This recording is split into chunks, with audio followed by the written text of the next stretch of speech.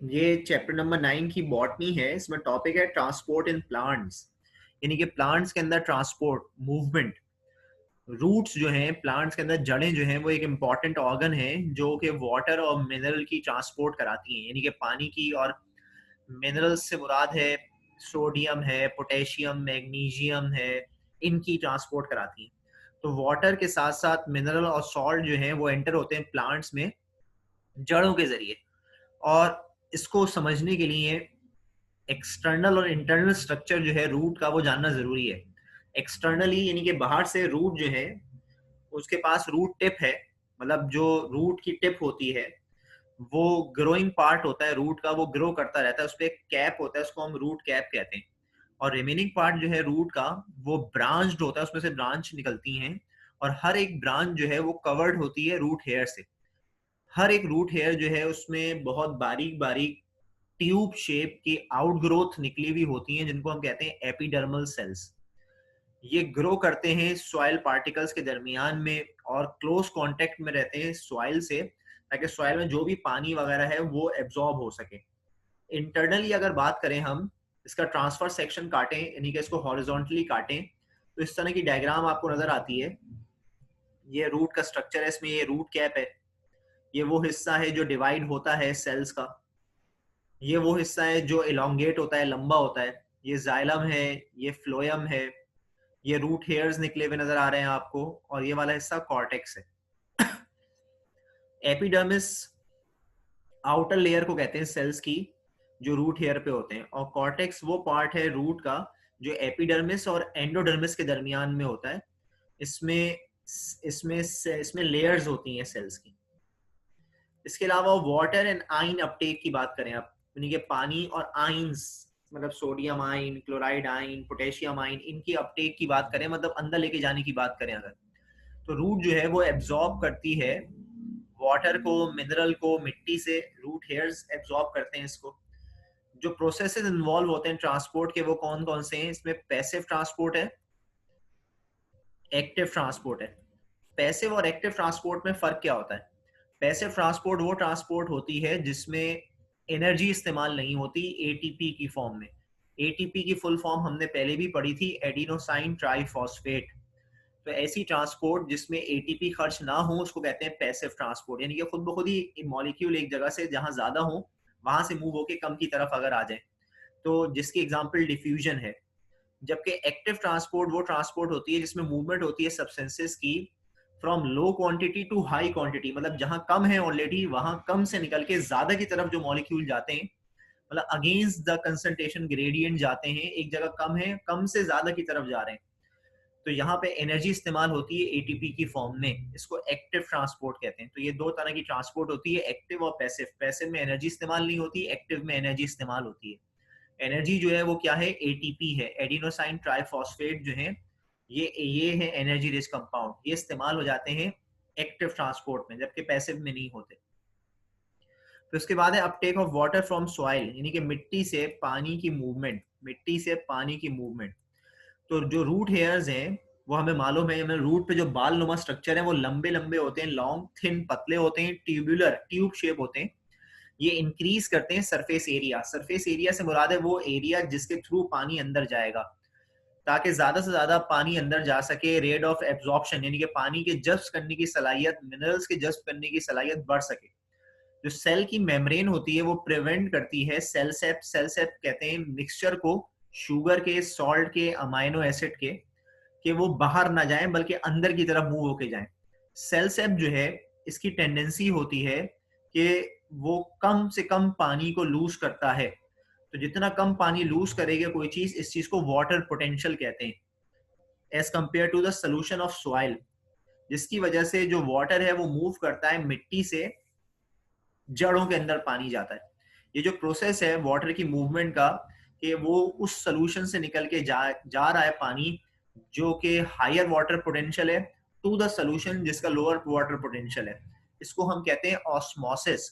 Osmosis basically movement है water molecules की, या किसी भी मॉलिक्यूल की, from the region of high concentration to the region of low concentration against a semi permeable membrane या through a semi permeable membrane.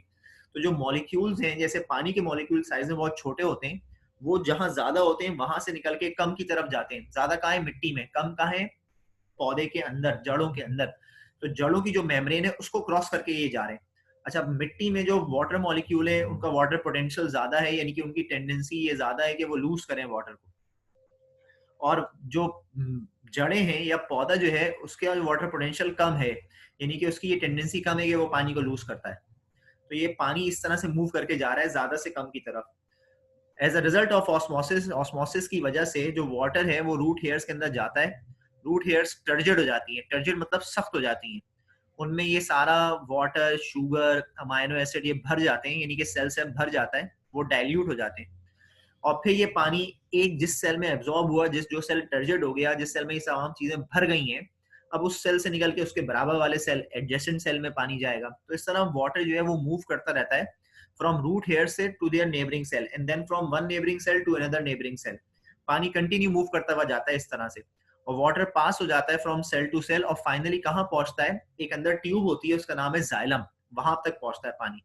Xylem इस पानी को असेंड कराता है। असेंड मतलब ऊपर लेके जाता है, up to the aerial parts of the plant. Aerial parts of the plant कौन से होते हैं? लीफ। ये जो अपवर्ड मूवमेंट है वाटर मॉलिक्यूल की मिनरल के साथ, इसको कहते हैं ascent of sap with the help of xylem. और जो फैक्टर्स हैं या फोर्सेस हैं जो इन्वॉल्व होते हैं इसके अंदर, मतलब मूवमेंट ऑफ वाटर कराने में, वो वाटर की अपनी प्रॉपर्टीज हैं कुछ, जिसकी वजह से पानी मूव हो पा रहा है ऊपर की तरफ। और इसके अलावा लीफ जो पानी बाहर निकालता है, ट्रांसपायरेशन जो लीफ करता है, वो भी इसमें एक फैक्टर है जिसकी वजह से पानी इजिली कंडक्ट हो पाता है और ऊपर जा पाता है। एब्जॉर्प्शन ऑफ वाटर कराने के लिए जड़ों से ये नेसेसरी है कि जो सॉल्यूट की क्वांटिटी है सॉइल में, और सॉइल में जो सोल्यूशन है वो कम होनी चाहिए। और सॉल्यूट की जो क्वांटिटी है सैप में, सैप मतलब जो जो सोल्यूशन है जो एब्जॉर्ब होके प्लांट के अंदर जाएगा, वो ज्यादा होनी चाहिए। ये जो सॉल्यूट है, सॉल्यूट हम हर उस चीज को कहते हैं जो किसी चीज में डिसॉल्व हो जाए। तो यहाँ पे ये कह रहे हैं कि जो मिट्टी है वहां पे सॉल्यूट की क्वांटिटी कम होती है, जबकि प्लांट्स जो हैं उनमें सॉल्यूट की क्वांटिटी ज्यादा होती है। इसी वजह से पानी बाहर से, जहाँ सॉल्यूट कम है, वहां से पानी मूव होके कहाँ आ रहा है? प्लांट के अंदर आ पा रहा है। अगर ऐसा ना हो तो क्या होगा? जो डायरेक्शन होगी जो वाटर की मूवमेंट की, वो रिवर्स हो जाएगी। कैसे रिवर्स हो जाएगी? अगर प्लांट के अंदर सोल्यूट की क्वांटिटी कम हो गई और जो सोल्यूशन है, यानी कि प्लांट के बाहर मिट्टी में जो सोल्यूशन है उसमें सोल्यूट की क्वांटिटी ज्यादा हो गई, तो उल्टा होना शुरू हो जाएगा, प्लांट से पानी बाहर निकलना शुरू हो जाएगा, जिसकी वजह से पौधा डिहाइड्रेट हो जाएगा, यानी कि पौधा मर जाएगा। मिनरल ट्रांसपोर्ट जो है, प्लांट जो है उनको मिनरल्स की भी जरूरत है। जैसे नाइट्रेट की जरूरत है, सल्फेट की जरूरत है, फॉस्फेट की जरूरत है। मिनरल्स ये हैं सारे के सारे। ये भी जड़ों के जरिए जाते हैं पौधे के अंदर दो तरीकों से। एक तो बाय डिफ्यूजन जाते हैं, जब कभी कंसंट्रेशन जो होती है किसी सर्टेन आयन की मिट्टी में ज्यादा हो जाए और जड़ों के अंदर कम हो जाए, तो बाहर से ये मिनरल सारे एब्जॉर्ब होते हैं और खुद ब खुद ही जा रहे होते हैं प्लांट के अंदर, ये पैसिव ट्रांसपोर्ट हो रही होती है। इसके अलावा दूसरा तरीका जो है वो एक्टिव ट्रांसपोर्ट के जरिए जाते हैं। प्लांट जो है उनको चाहिए होते हैं कुछ स्पेसिफिक सब्सटेंसेस, भले वो मिट्टी में कम ही क्यों ना हो, लेकिन वो सब्सटेंसेस जो है प्लांट को चाहिए। तो जो रूट्स हैं वो एक्टिवली एब्जॉर्ब करती हैं, पंप करती हैं, उसको बाहर से लेती हैं और अंदर धकेलती हैं, एब्जॉर्ब करती हैं नाइन्स को against the concentration gradient by using ATP. इस काम को कराने में एटीपी खर्च हो जाते हैं। तो दोनों तरीके से हो सकती है मिनरल्स की अपटेक, एक पैसिवली भी हो सकती है जिसमें एटीपी खर्च नहीं हो रहे, और एक्टिवली भी हो सकती है जिसमें एटीपी खर्च होते हैं। उसके बाद है बेटा ये नेक्स्ट टॉपिक है ट्रांसपायरेशन। ये नेक्स्ट टॉपिक है ट्रांसपायरेशन। ट्रांसपायरेशन कहते हैं रिमूवल ऑफ एक्सेस वाटर को, इजाफी पानी जो पौधे के पास है इसका बाहर निकल जाना पौधे से थ्रू स्टोमेटा। लीफ की सरफेस पे सुराख होते हैं, उनको कहते हैं स्टोमेटा। उनके थ्रू ये जो इजाफी पानी पौधे के अंदर होता है इसको पौधा अपने अंदर से बाहर निकाल देता है। तो ये जो मूवमेंट है वाटर की from aerial parts through stomata, इस एक्सेस वाटर की रिमूव हो जाने को कहते हैं ट्रांसपायरेशन।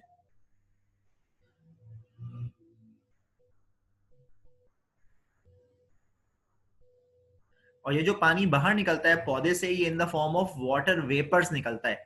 वेपर्स की फॉर्म में पानी बाहर निकलता है। तो ये लॉस है इंटरनल वाटर का प्लांट से वेपर्स की फॉर्म में थ्रू स्टोमेटा, इसको ट्रांसपायरेशन कहते हैं, जो कि स्पेशल पोर्स के जरिए होता है, जिसको मैंने बताया स्टोमेटा कह रहे हैं, जो लीफ में मौजूद है।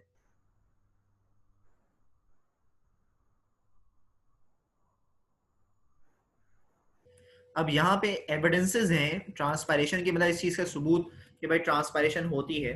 क्या करें, आप एक पॉटेड प्लांट लें, पॉटेड प्लांट मतलब एक गमले में पौधा लगा हुआ हो, उसको लें, उसको रैप कर दें आप पॉलीथीन, ये जो पॉलीथीन बैग आता है उसमें रैप कर दें,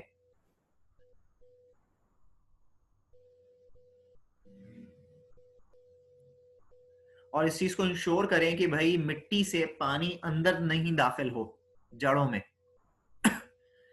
अच्छा, उसके बाद क्या करें, आप प्लेस कर दें स्पॉट को एक ग्लास प्लेट के ऊपर, कि मतलब बाहर से आपने गमले के ऊपर एक पॉलीथीन बैग जो है उसको रैप कर दिया, क्या क्या, ताकि आप इस चीज को इंश्योर कर लें कि बाहर से कहीं से पानी ना आ सके अंदर, मिट्टी के अंदर या जड़ों के अंदर ना आ सके। और उसको एक ग्लास प्लेट के ऊपर आप रख दें गमले को, और एक ड्राई बेल जार जो है उसके ऊपर एक और जार लें, और उसमें प्लांट ना हो, कंट्रोल सेटअप में। ये जो दो जार्स आप साइड बाय साइड रखें, एक एक ओपन एरिया में जहां लाइट फॉल करती हो दोनों के ऊपर 2 घंटे तक। अब आप क्या करेंगे, अब आप ऑब्जर्व करेंगे कि जो वाटर ड्रॉपलेट्स हैं वो पौधे में से निकल रहे हैं, और वो बेल जार के ऊपर जमा हो रहे हैं, और जो दूसरा बेल जार है उसको आप देखेंगे वो ड्राई या खुश्क रहता है। रिलेशन क्या है ट्रांसपायरेशन का विद लीफ सरफेस से? प्लांट्स के पास 3 टाइप्स के लीव्स होते हैं on the basis of stomatal distribution, यानी कि स्टोमेटा की बुनियाद पर, स्टोमेटा के प्रेजेंस की बुनियाद पे 3 तरह के लीव्स हैं। एक वो लीव्स होते हैं जिनमें स्टोमेटा जो है वो लोअर एपिडर्मिस में होते हैं, उनको कहते हैं बाइफेशियल लीव्स, जैसे कि मैंगो प्लांट्स में है।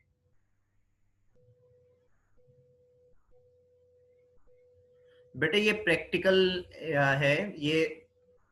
आपने एक पॉटेड प्लांट लेना है, उस पॉटेड प्लांट मतलब आपने उसमें एक पॉलीथीन बैग चढ़ा के ना, आपको उसमें एक टेबल पे रख देना है, उसके ऊपर एक बेल जार से ढक देना है, एक और बेल जार आपको ऐसे ही रख देना है बगैर पॉटेड प्लांट के। तो जो बेल जार ढका हुआ होगा पॉटेड प्लांट के ऊपर होगा, उसमें आप देखेंगे नमी आ जाएगी, और जो ढका हुआ नहीं, जो जिसमें पौधा नहीं होगा उसमें कोई नमी नहीं आएगी।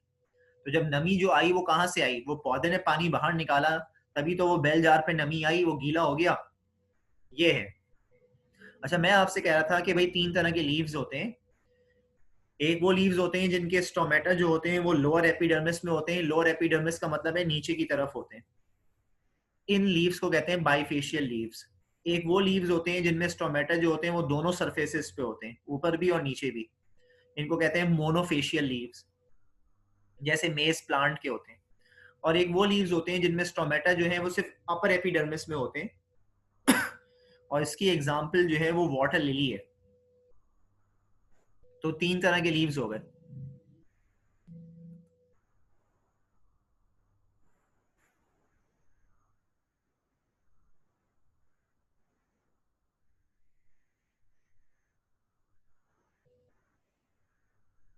इसके अलावा stomata and it's opening and closing mechanism, stomata का ओपन होने का मैकेनिज्म क्या है और क्लोज होने का मैकेनिज्म क्या है। स्टोमेटा सुराखों को कहते हैं, पोर्स को कहते हैं, जो कि स्टोमेटा सुराखों को कहते हैं, पोर्स को कहते हैं, जो कि पत्तों पे होते हैं। पत्तों पे जो लेयर होती है एपिडर्मिस उनकी, वहां होते हैं। और हर एक स्टोमेटा के पास 2 किडनी शेप सेल्स होते हैं, उनको कहते हैं गार्ड सेल्स। यहाँ पे डायग्राम भी बनी हुई थी एक स्टोमेटा की, अगर मैं दिखाऊं, ये ये है, ये जो सुराख नजर आ रहा है आपको, ये है स्टोमेटा, ये है स्टोमेटा। और यहाँ पे इसकी सराउंडिंग में ये 2 गार्ड शेप सेल्स हैं, ये 2 बीन शेप सेल्स हैं, इनको कहते हैं गार्ड सेल्स। ये लिखा हुआ गार्ड सेल्स, एक गार्ड सेल ये है, एक गार्ड सेल ये है, इसके दरमियान का जो ये सुराख है, जो ओपनिंग है, इसको कहते हैं आप स्टोमेटा। ये ओपन हुआ है, ये क्लोज हुआ है। ओपन स्टोमेटा इस तरह का होता है, क्लोज स्टोमेटा इस तरह का होता है। और ये जो गार्ड सेल्स होते हैं इनमें क्लोरोप्लास्ट होते हैं, और हमें मालूम है जहां कहीं भी क्लोरोप्लास्ट होगा वहां पे क्लोरोफिल होगा, और जहां कहीं क्लोरोफिल होगा वहां फूड बन सकता है, वहां खाना सिंथेसाइज हो सकता है। इसके अलावा इसमें वैक्यूल भी होते हैं, इसमें वैक्यूल भी होते हैं, इसके पास वैक्यूल भी होते हैं। अब ये जो गार्ड सेल्स हैं जिसमें वैक्यूल हैं, जिसमें क्लोरोप्लास्ट हैं, इनकी जो इनर वॉल होती है, अंदर की दीवार होती है, वो मोटी होती है, और जो बाहर की दीवार होती है वो पतली होती है। ये शेप हो गई। अब बात करें थोड़ी सी और इसमें, तो मैंने कहा ये दो किडनी शेप गार्ड सेल्स हैं, ये सेल्स जो हैं कंटेन करते हैं क्लोरोप्लास्ट। इनको सराउंडिंग के जो सेल्स हैं उनको कहते हैं एपिडर्मल सेल्स, उनमें क्लोरोप्लास्ट नहीं होते। जो गार्ड सेल्स हैं ये कंट्रोल करते हैं ओपनिंग और क्लोजिंग ऑफ स्टोमेटा को। इसकी जो अंदर की दीवारें होती हैं, इनर वॉल्स जो होती हैं गार्ड सेल्स की, वो मोटी होती हैं और इनइलास्टिक होती हैं, खिंच नहीं सकती। जबकि जो बाहर वाली दीवारें होती हैं वो पतली होती हैं और वो खिंच सकती हैं, इलास्टिक होती हैं, वो परमिएबल भी होती हैं। परमिएबल का मतलब उनमें पानी वगैरह आ सकता है। तो जब भी कभी चेंजेस आएंगे टर्जिडिटी ऑफ गार्ड सेल में, टर्जिडिटी ऑफ गार्ड सेल में चेंजेस आएंगे मतलब जब कभी गार्ड सेल के अंदर पानी भरेगा, तो गार्ड सेल के अंदर जैसे ही पानी भरता है तो ये टर्जिड हो जाते हैं, और जैसे ही गार्ड सेल टर्जिड हो जाते हैं they are said to be open, ये खुल जाते हैं। और जब कभी गार्ड सेल में से पानी बाहर निकल जाता है तो ये फ्लैसिड हो जाते हैं, फ्लैसिड मतलब सुकड़ जाते हैं, और जैसे ही गार्ड सेल सुकड़ते हैं तो ये क्लोज हो जाते हैं। तो इसका मतलब यह है कि गार्ड सेल का ओपन होना और क्लोज होना किस चीज पे डिपेंडेंट है? पानी की मूवमेंट पे। अगर गार्ड सेल में पानी भरेगा तो वो टर्जिड होंगे और ओपन, और अगर गार्ड सेल में से पानी बाहर निकल जाएगा तो ये फ्लैसिड हो जाएंगे और क्लोज। इसके अलावा जो टर्जिडिटी है गार्ड सेल की वो रेगुलेट होती है by concentration of solute present in it, यानी कि जो उसमें सोल्यूट मौजूद होंगे उस पर डिपेंड करेगी ये बात कि पानी मूव होके अंदर आएगा या पानी मूव होके बाहर जाएगा। अब सोल्यूट मैंने आपको पहले भी बताया था, हर वो चीज जो डिसॉल्व हो जाए पानी में उसको कहते हैं सोल्यूट। और ये जो सोल्यूट प्लांट के अंदर या गार्ड सेल के अंदर बन रहे हैं ये कौन है? ये बेटे ग्लूकोज है। मैंने आपसे कहा था ना कि गार्ड सेल में क्लोरोप्लास्ट होता है जिसमें क्लोरोफिल है, और जहां क्लोरोफिल होगा वहां फूड बनेगा। तो जब भी कभी गार्ड सेल में फूड बनता है यानी कि फोटोसिंथेसिस होती है, यानी कि सोल्यूट बनते हैं, तो वहां पर जब सोल्यूट की कंसेंट्रेशन ज्यादा होने लगती है तो पानी मूव होके आता है, और जैसे ही पानी मूव होके आएगा तो ये टर्जिड हो जाएंगे और ओपन। और जब इसमें से जो फूड बना जब वो उसमें से बाहर निकल जाएगा तो उसके साथ साथ पानी भी बाहर निकल जाता है, तो ये फ्लैसिड हो जाते हैं, और जैसे ये फ्लैसिड हो जाएंगे they are said to be close. इसके अलावा सनलाइट भी है जो एक रोल प्ले करती है गार्ड सेल को खोलने और बंद करने में। स्टोमेटा जो है वो आपने देखा होगा ये खुले रहते हैं ड्यूरिंग डे टाइम, दिन के वक्त स्टोमेटा खुल जाते हैं जिसकी वजह से ट्रांसपायरेशन भी होती है, लेकिन रात के वक्त ये बंद हो जाते हैं जिसकी वजह से ट्रांसपायरेशन होना भी बंद हो जाती है। तो इस तरह से गार्ड सेल ओपन या क्लोज हो रहे हैं। यहां तक की बात करनी थी आज हमें।